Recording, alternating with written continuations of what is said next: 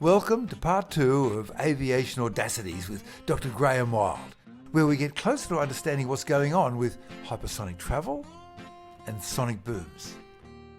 Now we should sort of talk politics and hypersonic, because with trying to shoot an incoming aeroplane, it's like trying to shoot a bird with a bullet, but if it's going really fast, it's like trying to shoot a bullet with a bullet, and it's so much harder. Right. So what is hypersonic? Where does hypersonic begin? How many thousand kilometres an hour? So it's debatable, but the definition we like to use is the 5,000 kilometers per hour, so Mach 5, and there's some very specific things that go on.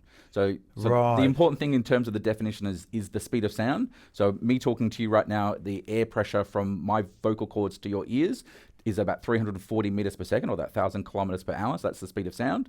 And that's only because I'm stationary and you're stationary. If I start moving towards you, my sound is leaving me, going at the 1,000 kilometers per hour. But if I walk towards you at 1,000 kilometers per hour, the sound never escapes me. And that's what creates the sonic boom. What exactly is a sonic boom? This always bothers me. I still haven't got it, even though you explained it last time. Is it air molecules banging? They can't bang into each other. So can they? it's really simple. So remember my daughter's just learning about this in school. So a sound wave is a pressure wave. So there's changes in pressure up and down. Yep. So we've got an increase in pressure, decreases in pressure. Our rarefactions that we talk about, the reduction in pressure, and places where we've got overpressure. Because a sound wave is just a change in sound pressure, again, if I generate a sound wave and I move towards the sound that I've generated and I generate more sound, those pressure buildups will try to be closer together. And so if I'm going at the speed of sound, the sound I'm making, so the overpressure I'm making is trying to move away from me, and I'm moving into that overpressure at the same speed, making more pressure. It's really hard to explain. It's this idea of, I want to throw these things away from me, but I'm also running towards them. And if I keep throwing things away from me at the same speed, and I'm running towards them at the same speed, eventually there's going to be lots of things in front of me. And that's the sonic boom. There's lots of air pressure. So there's this huge wave of pressure because we've got this sound wave that's trying to move away from our aircraft. And how much is it compared to normal atmospheric pressure? Is it like 1 times or 10 or 100? So it depends on the speed that you're going. Suppose you've just gone 1,100 kilometres an hour. What is it right at the engine at the aeroplane that's doing 1,100 kilometres an hour? Would the pressure be like 10 times? Oh, no. So at that point in time, you'd only be like 1.2 times atmospheric pressure. So we're only talking about like a Mach 1.1. So it is literally, there's a direct relationship to the speed that you're going. The faster you're going, the greater the pressure difference is. And I think for around Mach 5, it's about 30 times the atmospheric pressure. 30 times up there? Yep. But then what about when it gets down to the ground? In terms of what the intensity is? Yeah. So you're going to get some losses through the atmosphere in terms of inverse square law type stuff, but it's still going to be loud. That's why you still hear a sonic boom, and that's why the Concorde had problems in terms of its operations and was limited over land. So a hypersonic plane would have a bigger sonic boom? Well, the lucky thing is most of our plans for hypersonic vehicles, so the holy grail for someone like me, even though I work at UNSW ADFA, even though Defence is interested in this for defence applications, I'm still interested in this in terms of passenger transport, moving boxes and moving people. And the concept there is that you'd be in a space plane going very high, very fast, and the higher you are, the less air there is. Remember the no one can hear you scream in space kind of analogy. So the higher you are, the less air pressure you need to worry about, so the less that sonic boom is going to be transferred to the ground. But there will be some... Oh, yeah, for sure. Okay, so what they're saying is, well, you had the V2 in the Second World War going faster up, and then ever since we've been in space, to get into space, you've got to do 17,000 kilometres an hour. So that's faster than 5. So it's been supersonic, hypersonic going up, and then hypersonic coming back down before they get slowed down. And apparently this SR-72 may or may not be in some degree of testing. The security is so tight we don't know, but different people are trying to get these hypersonic planes. And we're talking China, Russia, the USA, and Australia's been doing a fair bit of research helping the Americans, has it? That's right. Now, what is the definition of hypersonic in terms of the molecules on the skin of the aeroplane? So as we mentioned, so they're going the speed of sound, going Mach 1 is you're going at the speed of sound. So then supersonic is above that and subsonic is below that. Then hypersonic, there's a very special definition that we talk about. So when we're moving through the air and we're going really fast, that shock wave forms a sharp shape around the aircraft. So effectively our shock wave can attach and we get this triangular shape. It's like a cone? Yeah, that's right. Really? So that'd be a great way. A cone centered on the nose of the aircraft? Yep, spot on. And that shape there, so the angle that cone makes the faster you go, the smaller that angle is. Oh, the cone shuts down. And it's that concept of I'm trying to make sound, but now I'm flying through my sound. So the faster I fly through my sound, my old sound is further behind me. So that's why you get this flatter triangle. So the faster you go, the flatter that becomes. And so there's this extra thing that we need to talk about called the boundary layer. So that's how when air molecules start rubbing against an aircraft that's moving, the molecules that are literally at the surface that are touching metal, those molecules of air have a speed of 0. So even though the air is going 850 kilometers per hour past the aircraft, those molecules at the skin have a speed of 0. And there's a transition region between that 0 and 850 kilometers per hour. That's called the boundary layer. So when that shock wave interacts with that boundary layer, which grows with a curve, that's technically the definition of hypersonic. When we get shock wave boundary layer interactions, that's hypersonic. When the cone narrows down enough that the shock wave is kissing the skin of the aircraft? It's interacting with the boundary layer, which is that layer of air above the skin. How high is it? Is it a millionth of a meter or we're talking about millimeters. Millimeters. Yep. Millimeters. So this whole concept of the boundary layer, you can be standing at a river in flood, and in the middle, there's cars floating past at 50 kilometres an hour. But if you drop a bit of paper right here on the edge, it's not moving. It's not moving. And the more you throw the paper across, the closer it gets to the centre, the faster it moves. So let me get this straight. The definition of hypersonic is when the cone... the shockwave cone. The shockwave cone narrows down to kiss the boundary layer. Correct. And do bad things happen to the lift? No, just very complicated things happen that we then need, and that's effectively the research that we're doing, and lots of other people are doing around the world, but the research we're doing at UNSW is around shockwave boundary layer interactions, and then how the aerodynamics, the thermodynamics, and the structural mechanics all interact and play with each other. So what you want... It's very complicated. And so the holy grail for the weapons people is they have something like this, which can take off of an airstrip at 0 speed, then transition through Mach 1, go into a turbojet, and then into a ramjet? Correct.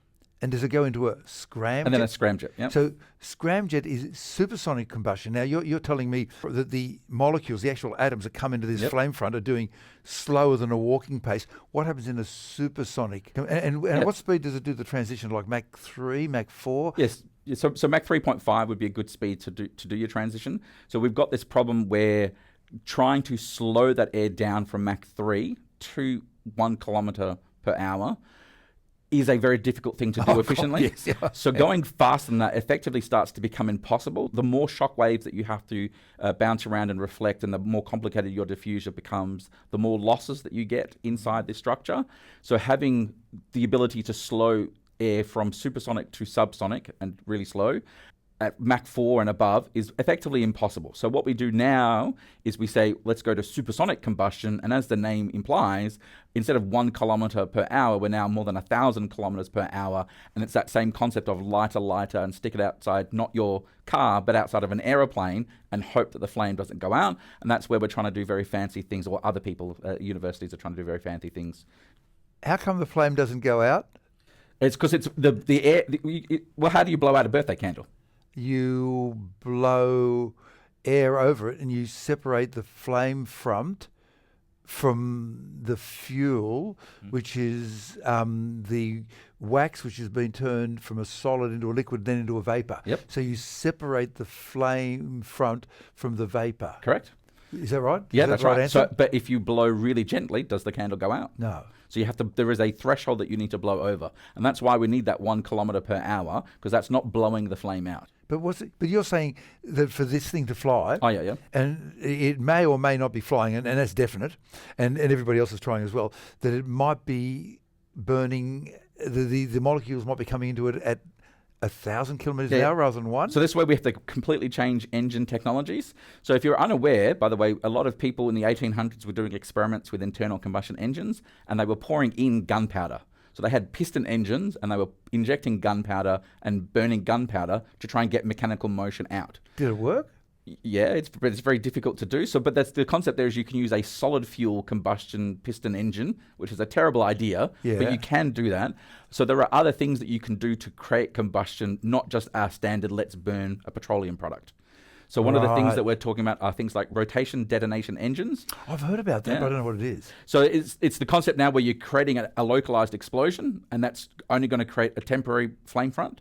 And then in the next zone in your engine, you're going to create another explosion, and you create this set of explosions that transition around the engine. So the explosion, the combustion, is not happening everywhere all at once, like in an annular burner that we have in a Boeing or an Airbus. You've got this detonation front that propagates around, so it can't get blown out because it's also propagating in a different direction, that allows you to have your supersonic flow through it. My God, this sounds horrendously complicated. It is. Because it is one thing to have a hypersonic missile. Yep. You just light the wick, rocket. have it pointy, off you go, don't care. Yeah, rockets are easy. Yep. Where they land is not our business, right? But then to have something that you can then Control. reuse. Because then you've got to go from... So this would be supersonic combustion. Yeah. So if it's flying, they've actually managed to make it work? Or they could be doing tests with rockets. Right. So various people are talking hypersonic. So the thing to realise is that the grail, the holy grail that they want, is an engine that can go turbojet, ramjet, scramjet, Correct. and then do it all in reverse and then land and then be reused again. Yep. And this one apparently is pilotless and apparently might or might not carry hypersonic missiles as well. Mm-hmm. So all of this is in terms of warfare. Yep. Wow, it is funny about that whole warfare thing where in the Second World War, the little biplane propeller flew in and out came the hypersonic V2 just in 5 years. Yeah. So unfortunately warfare has infinite money, so therefore they can do what they want. Yeah. Wow. Any final words before we wind up on this gentle trip into hypersonic? I feel I've learned a lot now about this background thing that's going on in our society. Well, I mean, the other harder thing is the actual structure itself, and again, that's the sort of research we do, and the materials that you make it from, and you've got to use very advanced things like so you can't Inconel. use aluminium. No. Now, Inconel is a kind of stainless steel. No. So stainless steel... Yet another thing I've got wrong in my head. Stainless steel, I think, will get you to Mach 3. So that was the XB-70, was a stainless steel bomber. The Valkyrie, That was supposed to go Mach 3. And the F-15 and the MiG-25 Foxbat, they were stainless steel aircraft. Oh, the MiG-15 was stainless. Yeah, the F-15 and the MiG-25, the Foxbat. So they were both capable, like you mentioned with the F-111, capable of Mach 3 flight. So was the F-111 stainless? I believe that was a steel structure. But even so, it would get bendy at Mach 3.2. Yeah, so the longer you flight the speed for, the weaker you become. So titanium was the better material. So that's what they use for these guys. So the SR-71 was titanium. The beautiful SR-71. Yeah. And then for this, we start to use composite materials like carbon-carbon, where we burn the epoxy part of a carbon fiber. So if you think about fiberglass, it's epoxy glue and glass fibers. Epoxy glue yep. and glass fiber. So glass is silicon dioxide. Yep. And the epoxies are plastic. Yep. But if you burn that, you can pyrolyze that, and you can turn it into a carbon matrix that's got bits of carbon in it. So it's called a carbon-carbon composite. And we've been using those in the aerospace industry for a very long time. So those become great materials. Do they have other atoms in there besides carbon? No, it's literally just carbon-carbon. So you've but arranged in special ways. I'm sure there will be other things in there from depending what's in the epoxy. There might be something stuck in there. But it's basically carbon. Yeah, so you've got this lovely piece of kind of large graphite-like material that's very good at... So this thing might be carbon... Yeah, so carbon probably be the most likely thing. And then I'd probably expect like an Inconel nose or something exotic like zirconium or something like that. Okay, so let me get this straight. So, and then to finish off, so hypersonic is where the cone... that appears about the nose, the pointy bit of space of the airplane, shrinks down and then kisses the boundary layer, which is only a few millimeters long, and stays with it. And there's various problems associated with that, as well as trying to have supersonic combustion ramjet. And will this ever, I'm trying to be friendly here, will it ever turn into travel for humans as opposed to ways to kill people in new and unusual ways that weren't thought of last week? Again, that's my preference, is to be thinking about this in terms of trying to move people faster. As a young boy, I grew up being from England, being able to see Concords at Heathrow and stuff like that. So I'm very enamored by that prospect of returning to high-speed flight. So being able to work in hypersonics now is great, and I'm hoping that's the direction that we can go in. So the holy grail of a space plane, even from the 1980s, I'm very honoured to kind of be helping contribute to that, and I'd like to think that we can get there. And again, the higher we go, the less we have to worry about drag. So that issue that I mentioned before when you were talking about the F-111, having a 20 times increase in fuel consumption, the higher you can go, the less that becomes a problem. So with hypersonics, hopefully we can overcome that as well. Wow. Okay, Graham, look, thank you very much for taking me along this pathway. I'm beginning to understand a little bit more about sonic booms and hypersonic. How can people follow you in your fine work and maybe become your student and get a PhD or something? So obviously the easiest thing to do is just to Google me, so Graham Wild, UNSW, and they'll be able to find me. And so technically I'm on Twitter/X as the Aerospace Doctor. Same thing on YouTube, but I've only got one video there at the moment. My goal is to put more content there. And I'm on LinkedIn. Thank you, sir. Thank you very much, Graham. Shirtloads of Science is washed, spun and aired by the University of Sydney.